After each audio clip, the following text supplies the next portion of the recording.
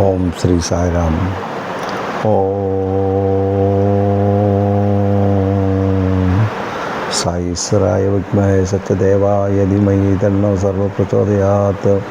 ఓం గణానాం త్వా గణపతిం వామహే కవిం కవీనాముపమస్తవస్తవం జ్యేష్ఠరాజం బ్రహ్మణాం బ్రహ్మణస్పతాన్ సన్నన్నోతుభిస్సేదసాదనం ప్రణో దేవి సరస్వతి వాజేవిర్వాజనీవతి. శ్రీ గణేశాయ నమః. శ్రీ గురుభ్యో నమః. హరి ఓం. సాయిరామ్. మనం అక్షర బ్రహ్మయోగం చదువుకుంటున్నాం. ఇందులో 19 శ్లోకాలు మనం నేర్చుకున్నాం. ఈ 19 శ్లోకాలు కృష్ణ భగవానుడు ప్రతి శ్లోకాన్ని అందిస్తూ, అది అంటే మానవులు ఏ విధంగా ప్రవర్తించాలి, మానవుల తాలూకా వాళ్ళ మంచి గురించి ఆయన అంటే ఏ విధంగా ఈ మానవులు ఒక మంచి స్థలానికి చేరుకోగలరు, ఒక మంచి వ్యక్తిగా మారాలి అంటే వాళ్ళు ఏం చేస్తే ఒక మంచి దీనిగా ఉంటారు అన్న భావనతో ఆయన ప్రతి శ్లోకాన్ని మనకు అందిస్తూ ఉన్నారు. ఎందుకు అంటే మానవ తాలూకా బ్రతుకు ఏదైతే మానవ జన్మ ఎత్తాడో మళ్ళీ వాడు మరణం వరకను ఆ ఏదైతే ఆ స్టేజ్ ఉందో అది ఇప్పుడు దుఃఖంతోనే ఉంటాడు. ఇంకా వాడు మారడనమాట. అందు గురించి అది ఎప్పుడూ అలా అవ్వదు, మార్పు అనేది జరగదు. అయితే వీళ్ళు మళ్ళీ జన్మను ఎత్తకన్నాను భగవంతుడు ప్రతి విషయాన్ని మనకి బోధిస్తూ వస్తున్నాడు. దాన్ని జాగ్రత్తగా మనం అందుకోగలిగితే, అర్థం చేసుకున్నట్టయితే మనం చాలా ధన్యులం. ఆ తర్వాత మనకి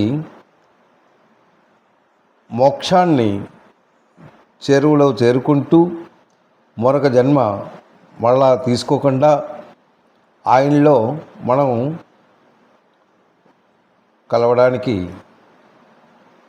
కలవచ్చు అన్నమాట. అది ఇక్కడ మనం చెప్తున్నది. అయితే భగవంతుల్లో కలవాలి అంటే అది మామూలు విషయం కాదు. భావధ్యానంలో కూర్చోవాలి అంటే మొత్తం నీ తాలూకా మనసును పూర్తిగా ఆయన మీద పెట్టాలి, లగ్నం అవ్వాలి. బుద్ధి ఈ మనసు పరిపరి విధాలు పరిగెడుతూ ఉంటుంది, దానికి కంట్రోల్ చేయాలి. ఆ తర్వాత నీలో ఉన్న బ్యాడ్ ఎలిమెంట్స్ ఏవైతే ఉన్నాయో, ద్వేషం, రాగం, ఏవైతే మనకి సంస్కారాన్ని బట్టి ఏదైతే మనకు వచ్చాయో అవి ఎక్కడికి పోకుండా అంటే వాటికి దూరంగా ఉండమని భగవంతుడు మనకి మరీ చెప్తున్నాడు. అయితే ఈ రాగద్వేషాలు ఇది గడిగడికి వస్తూనే ఉంటాయి, అది చెరువులో చేరుతూనే ఉంటాయి. అది రావడం అంటే అవి మనకి ఏ విధంగా అవి ప్రవర్తిస్తాయి అంటే మనకి ఇంకా అప్ లెవెల్ కాకుండా డౌన్ లెవెల్లోనే ఉంచుతాయి అవి. అంటే మనకు బుద్ధిని వికసించదు, ఈ బుద్ధిని ఒక మంచి వైపు తీసుకెళ్ళనివ్వదు. అవి ఎందుకు అలా తీసుకెళ్ళనివ్వదు అంటే మనలో ఉన్న చెడు భావనలు అది అలాగా కంటిన్యూ అవుతున్నాయన్నమాట. అందు గురించి మనం ఏ విధంగా ప్రవర్తిస్తే ఆ లెవెల్లో మనం వెళ్ళగలము అని మనం ప్రయత్నించినట్టయితే తప్పక మనం విన్ అవుతాం. సరే, ఇది 19వ శ్లోకం. మనం నేర్చుకున్నది ఏంటి అంటే, ప్రతి ఒక్కరికి మానవ జన్మ వెళ్ళిన తర్వాత మానవులవని, దేవతలవని, జంతువులవని, పక్షులవని, అన్ని కోటి ప్రాణులు అంటే భూతాలు, ఇవన్నీ నశించినవే. ఇవి శాశ్వతం కాదు. పుడతాయి, నశిస్తాయి.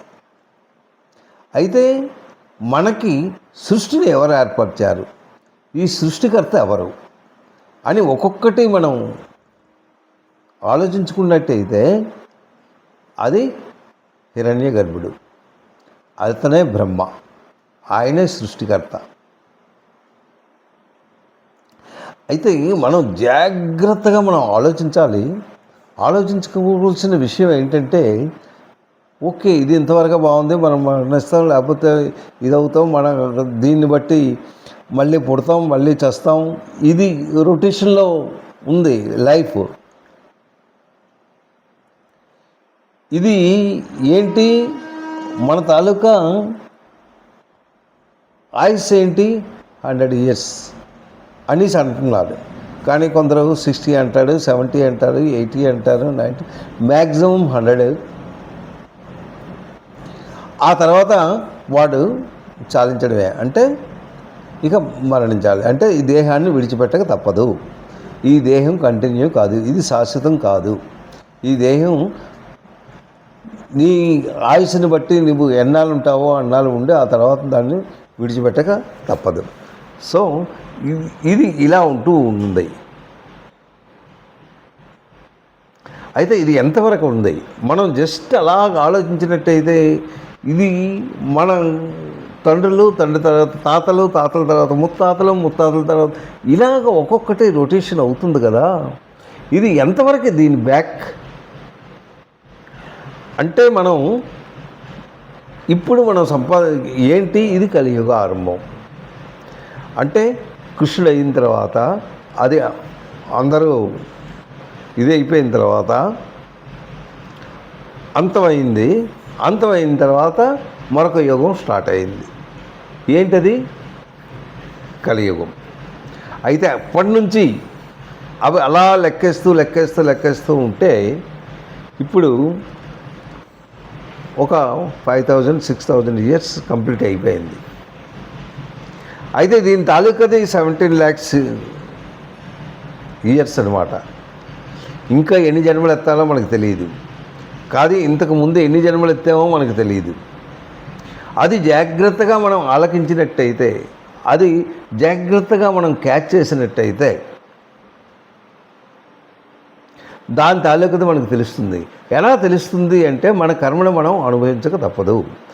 ఏదైతే తప్పు చేశామో ఆ తప్పుని అది కంపల్సరీ దాన్ని అనుభవించిందే వాళ్ళది అవ్వదు. అంటే నీ కర్మ నీ దగ్గరే ఉంది.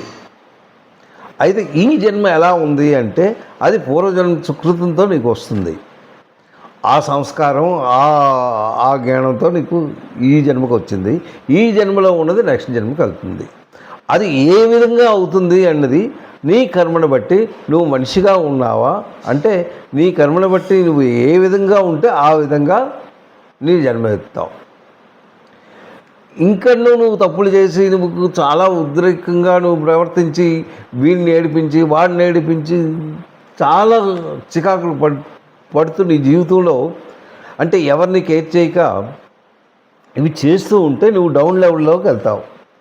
అయితే ఆ డౌన్ లెవెల్లో వెళ్ళిన తర్వాత నీ తాలూకా బ్రతికేంటి, చనిపోయిన తర్వాత నువ్వు ఏ జన్మ ఎత్తావో ఆ జన్మకే నీకు అర్హత ఉంటుంది.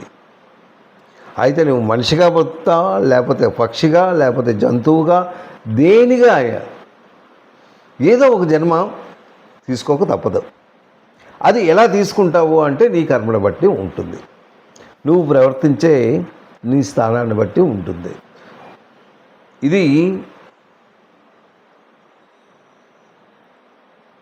అలా నువ్వు ఆలోచించినట్టయితే ఏంటి అన్నది మనకు తెలుస్తుంది. అయితే ఈ బ్రహ్మ తాలూకాది ప్రతి ఒక్కరికును ఆయుష్ అన్నది ఇచ్చాడు. అయితే బ్రహ్మ తాలూకా ఆయుష్ కూడా ఉంది. అయితే ఏంటి బ్రహ్మ? ఇది ఎక్కడి నుంచి వచ్చాడు? అపర పర, దాని గురించి మనం వేరేము. అపర పర ఏంటి? ఇప్పుడు ప్రస్తుతం మనం చూస్తున్నది ఏంటి? భగవంతుడు మనకేంటి ఇచ్చాడు? మనకిచ్చింది ఏంటి? మనకు బుద్ధినిచ్చాడు, జ్ఞానాన్ని ఇచ్చాడు, మనసునిచ్చాడు, ఆ తర్వాత ఒక శక్తినిచ్చాడు. ఆ శక్తిని బట్టి మనం ప్రవర్తిస్తున్నాం, ఏ పనైనా మనం చేస్తున్నాం. ఆ శక్తి ఎలా దొరుకుతుందంటే సమ్ పవర్ ఈజ్ దేర్.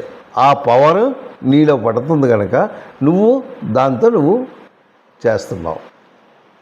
ఆ పవర్ ఎక్కడి నుంచి వచ్చింది అంటే అది భగవంతుడి నుంచే వచ్చింది. అంటే సమ్ పవర్ ఈజ్ దేర్, అది నువ్వు తెలుసుకున్నావు. దానికి కారణం ఏంటి? ఇప్పుడు రాత్రి ఎలాగ ఉంటున్నాయి, పగలు ఎలాగ ఉంటున్నాయి, ఇవన్నీ ఎలా అవుతుంది, ఈ సృష్టి ఎలా ఏర్పడుతుంది, ఈ ప్రకృతి ఏంటి, ఈ ప్రకృతిలో ఉన్న భూతాలేంటి, ఇవన్నీ మనం తెలుసుకున్నాం. దీన్ని బట్టి ఇలా ఉంది, దీన్ని బట్టి ఇలా ఉంది. ఇప్పుడు ఏంటి ఇది సృష్టి, దీనికన్నా వెనక్కి ఇంకోటి ఉంది. అంటే ఈయన గ్రహాలు ఏర్పరిచాడు, 9 గ్రహాలు. అంటే భూమి, ఆకాశము, చంద్రుడు,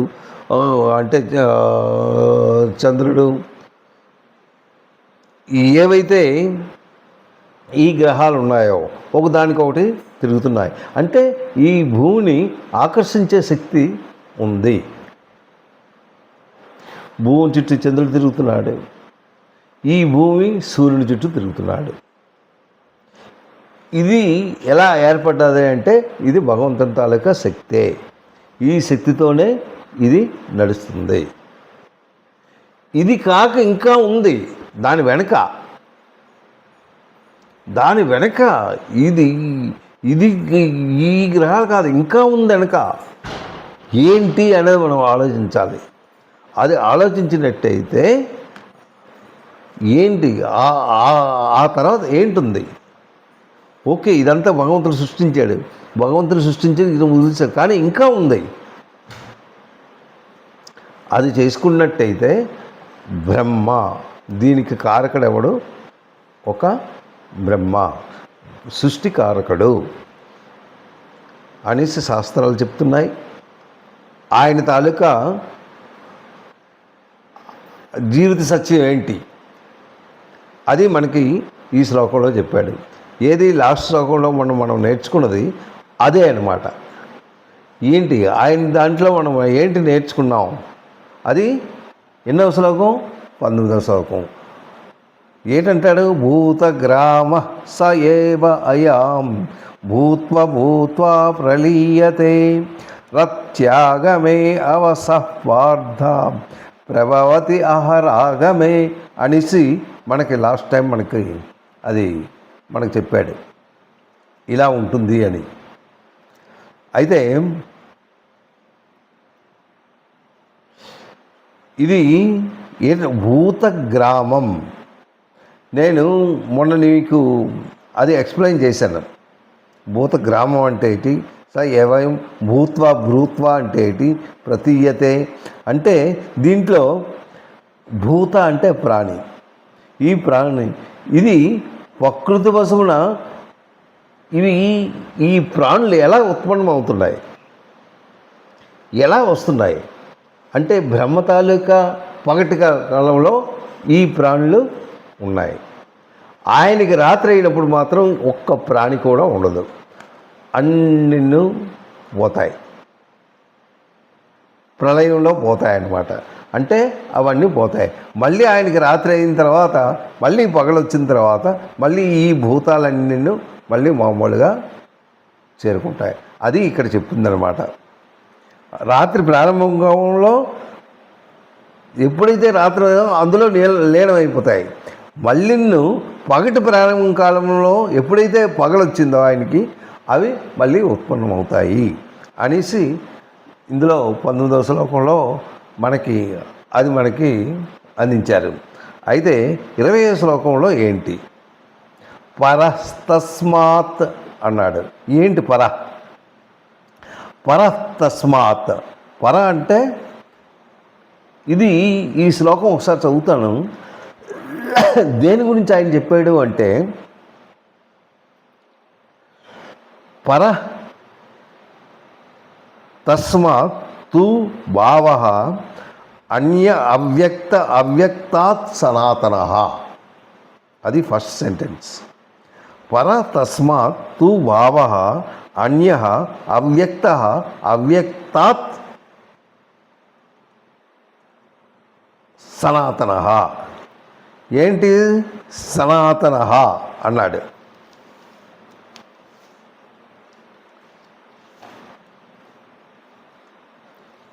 పరస్తస్మాత్తు భావ అన్యం అంటే అత్యంతమైనది,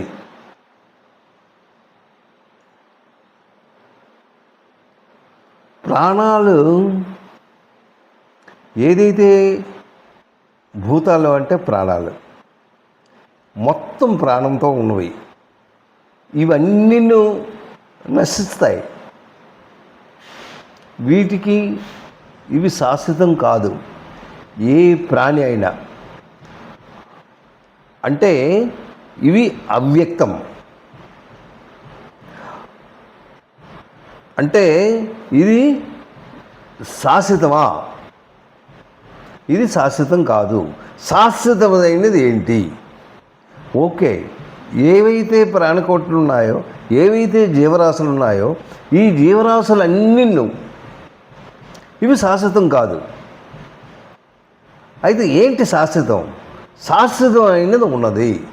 ఆ శాశ్వతాన్ని పట్టుకున్నట్టయితే మనకి తెలుస్తుంది.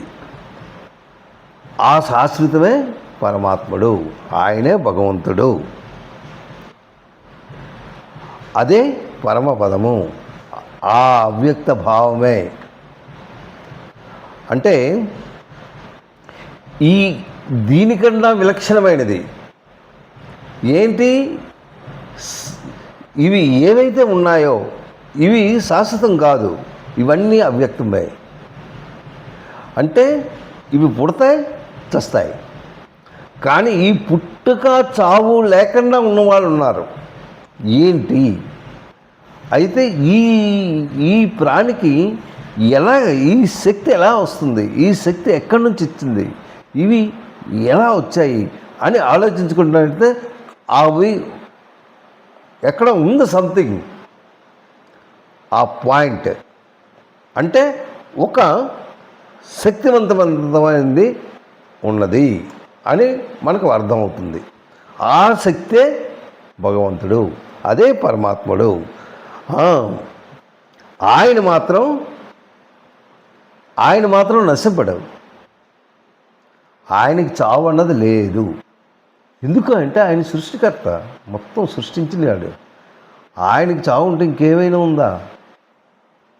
ఆయనే విష్ణు, ఆయనే పరమాత్ముడు, ఆయనే నిన్ను.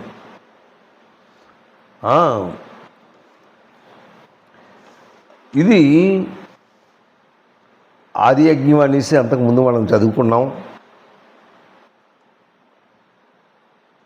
అయితే మనం ఈ శ్లోకంలో ఏంటి అది ఆయన చెప్పింది అంటే ఒక శక్తివంతమైన ఉన్నది.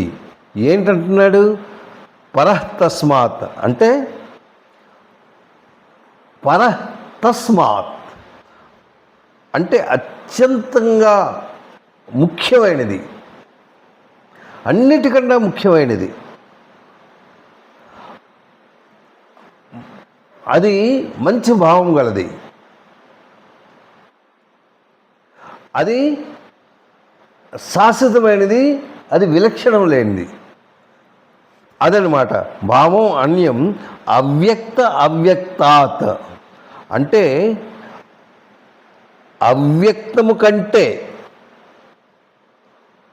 అవ్యక్తమైనది. ఏంటంటున్నాడు? అవ్యక్తాత్ అంటే అవ్యక్తము కంటే, అంటే ఏదైతే ఇది పుట్టుక చావు వస్తుంది, ఏవి? ప్రాణులు. ఈ ప్రాణుల కంటే ఏవైతే ఈ పుట్టుక చావు ఏదైతే ఉందో దీనికంటే ఇంకా ఉంది ఇంకొకటి. ఆయనకేం లేదు, ఆయనే సృష్టికర్త. అది మనం తెలుసుకోవాలి. ఏంటి తెలుసుకోవాలి? ఏదైనా వస్తువు మనం చూస్తున్నామా లేదా? ప్రతి వస్తువును మనం చూస్తున్నాం. మనం కళ్ళతో చూసినవి ఎన్నో ఉన్నాయి. అవి కళ్ళతో చూస్తూ ఉండగానే పాడైపోతూ ఉంటాయి. అయితే ప్రతి వస్తువులోనూ ఈ భగవంతుడు అన్నవాడిని మనం ఎలా తీసుకోగలము, ఎలా మనం ఆయన్ని చూడగలము అన్న భావన మనలో కలిగినట్టయితే, హిరణ్యకశిపుడిని ఒకసారి ప్రహ్లాదుడు హిరణ్యకశిపుడు ఆ విషయం మనం ఒక్కసారి మనం గుర్తు చేసుకున్నట్టయితే, ఆ ప్రహ్లాదుడు, నువ్వు అన్నీ నేర్చుకున్నావు, నీకు అన్ని విద్యలు వచ్చావు, కానీ నీ మనసును నువ్వు తెలుసుకోలేకపోయావు, భగవంతుని నువ్వు తెలుసుకోలేకపోయావు, దాన్ని తెలుసుకుంటే నీకు ఇంకోటి. అయితే నేను తెలుసుకున్నది ఏంటి? ప్రతి దగ్గర భగవంతుడు ఉన్నాడు. ఈ అన్నిటిలోని ప్రతి వస్తువులోను ప్రతి అణువులోను అణువుగా ఆయనే ఉన్నాడు. అయితే నువ్వు అణువులో ఉంటున్నావు, ఇక్కడ చూపించగలవా అని స్తంభాన్ని చూపించి ఆ స్తంభాన్ని కొట్టమంటాడు. కొడితే అప్పుడు భగవంతుడు బయటకు వస్తాడు. అంటే దాంట్లో మనం తెలుసుకున్నది ఏంటంటే, ప్రతి వస్తువులోనూ ఆయనదే, ప్రతి వస్తువు ఆయనదే, ఆయన సృష్టించిందే. పుస్తకం ఉంది, పుస్తకం కూడా అది సృష్టించిందే. ఎందుకు అంటే అది కర్రతో తయారవుతుంది, దాన్నేమో ముద్దగా తయారు చేస్తున్నాడు, పేస్ట్గా తయారు చేసి అది కాగితంగా తయారవుతూ ఇవి చేస్తూ ఉన్నారు. ఒక పుస్తకాన్ని తయారు చేస్తున్నాడు. అలాగే పెన్ను, అది ప్లాస్టిక్గా, అది కూడాను భగవంతుడు సృష్టించింది, అది చెట్టు నుంచి వచ్చిందే. ప్రతి వస్తువు, ఏ వస్తువైనా చూసుకోండి, అది భగవంతుడి నుంచి వస్తుంది. అయితే ఈ ఇంద్రియాలు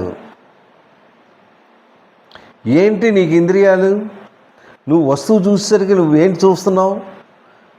నీకు జ్ఞానేంద్రియాలు, అంటే నీ కళ్ళుతో నువ్వు ఆ వస్తువుని చూస్తున్నావు. ఆ వస్తువుని చూసి ఫలానా వస్తువు అని తెలుసుకుంటున్నావు. అయితే భగవంతుడు ఆయనకి ఈ ఇంద్రియాలు వీటితో ఏమైనా సంబంధం ఉందా అంటే ఆయనకి ఎటువంటి సంబంధము లేదు. ఆయన సనాతనుడు. తర్వాత ప్రతి వస్తువులో కూడా ఆయన ఉన్నాడు. కనిపించే వస్తువు ఏదైతే నీకు కనిపించిందో ఆ ప్రతి కనిపించే వస్తువులోను కూడా ఆయన ఉంటూనే ఉంటాడు.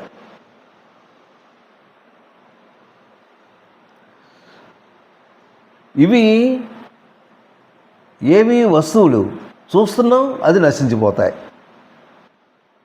కనిపించే వస్తువు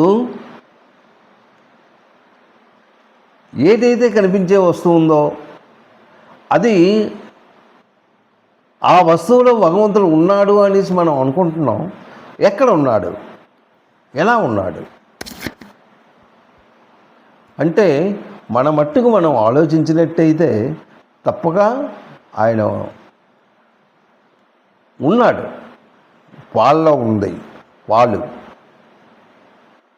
అందులో వెన్న ఉంది. అంటే అది మజ్జిగగా చేసి దాన్నేమో చిలికినట్టయితే వెన్న వస్తుంది. ఆ వెన్నేమో నెయ్యిగా ఉంది. అంటే ఆ పాల్లో ఒకటి ఉంది, ఏదో శక్తి. ఆ శక్తి ఏంటి? దాన్ని మనం చేసినట్టయితే అది బయటకు వస్తుంది. అది మనకు కనబడుతుందా? కనబడదు. అయితే ఉన్నది, శక్తి మాత్రం ఉంది, కానీ ఆ శక్తి మనకు కనబడదు. అలాగే ఏ వస్తువైనా చూసుకోండి, ఒక ఉప్పు గడ్డను పెట్టుకోండి, అది గడ్డలాగా ఉంది. అది ఎలా ఉంది? గడ్డలాగా ఉంది. అది కుండలో వేసావు, మూత పెట్టేశావు, మామూలుగా చేసావు. ఒక 3-4 రోజుల తర్వాత చూడు, నీరుగా మారిపోతుంది. నువ్వు ఏదైతే గడ్డగా ఉందో అది ఏంటిది? అది గడ్డగా ఉంది. కానీ ఆ వస్తువు అక్కడ లేదే, అది దేనిగా మారింది? అది నీరుగా మారింది.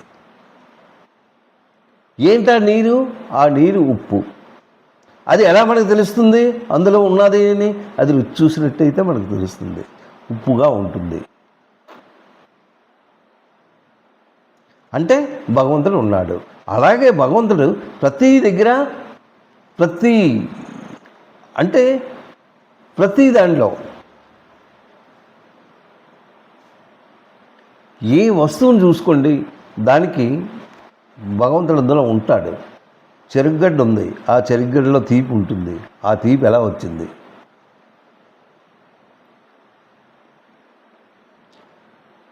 ఇవన్నీ మనం ఒక్కసారి మనం గుర్తుంచుకుంటే, అంటే ప్రతి వస్తువు, అంటే ప్రకృతిలో ఉన్న ఏ వస్తువు అయినా చూసుకున్నాను, ప్రతి వస్తువులోనూ ఏది మన చెట్లు, చేవలు, కూరలు, పళ్ళు, పక్షులు, ఏ వస్తువునే మనం ఎగ్జాంపుల్గా మీరు తీసుకున్నాను, దాంట్లో భగవంతుడు అన్నవాడు ఉన్నాడు.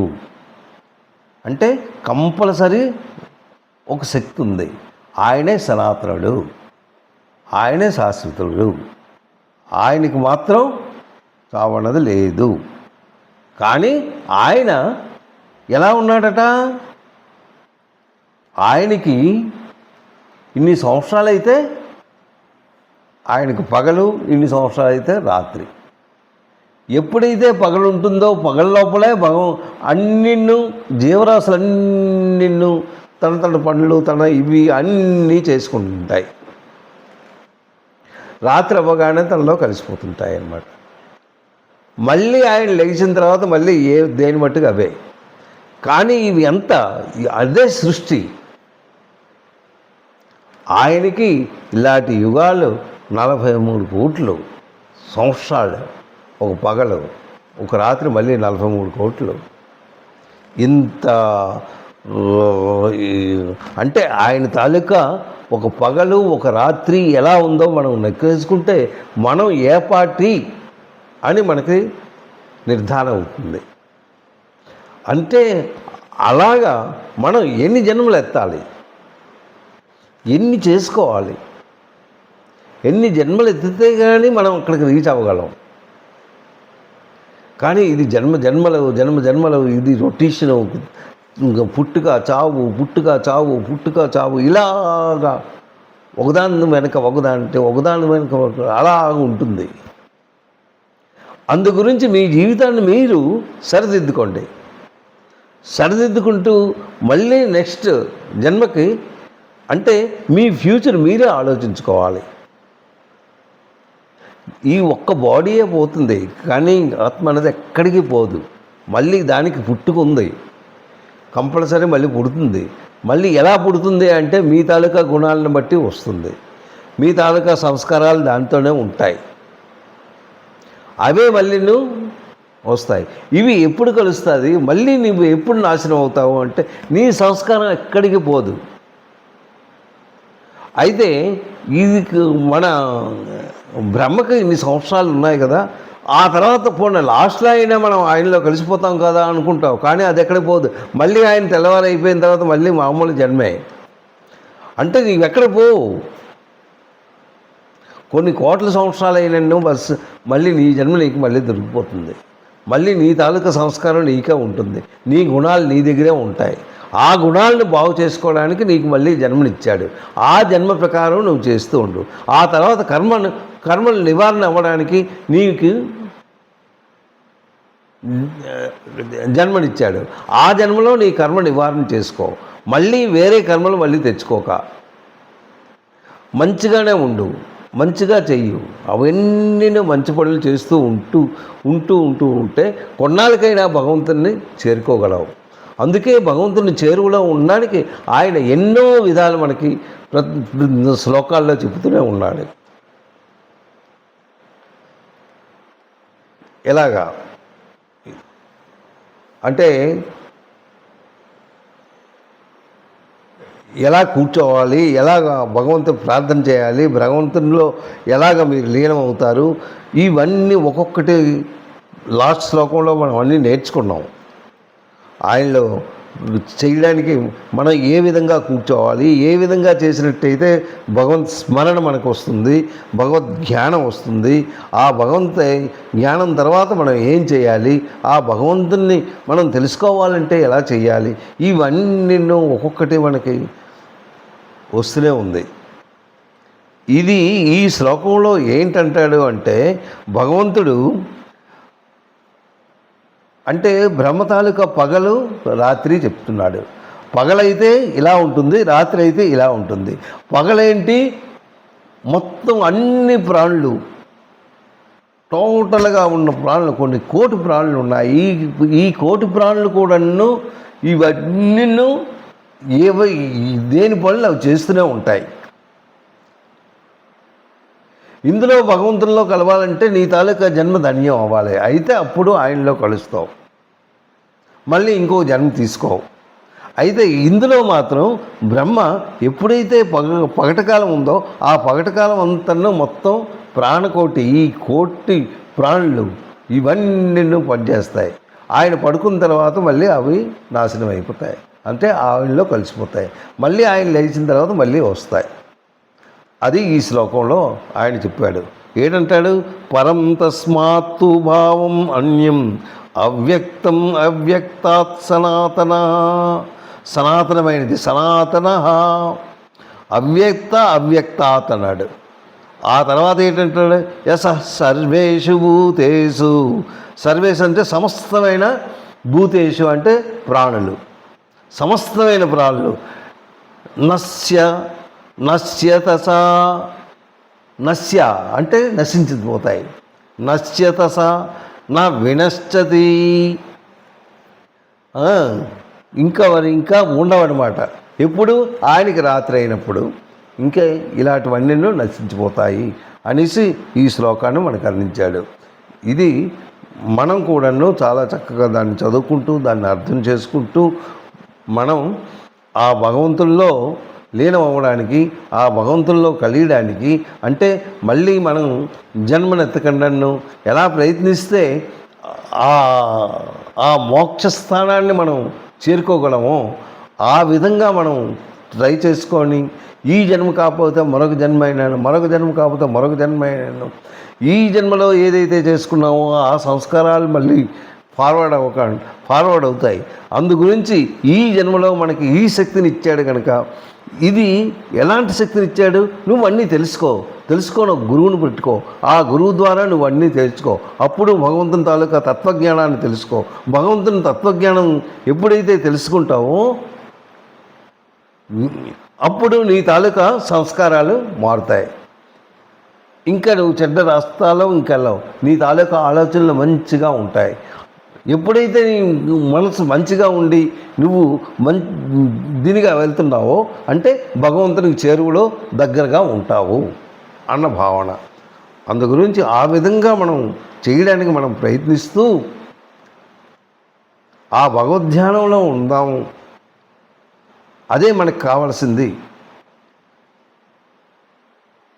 అని ఈ శ్లోకాలు మనం ఒకసారి నేర్చుకుంటూ మన తత్వాన్ని, అంటే మన తాలూకా ఏదైతే సాధన అంటూ ఉందో ఆ సాధనను పెంచుకుంటూ భగవద్జ్ఞానంలో ఉండడానికి మనం సర్వ విధాలా మనం ప్రయత్నిద్దాం. సాయిరామ్.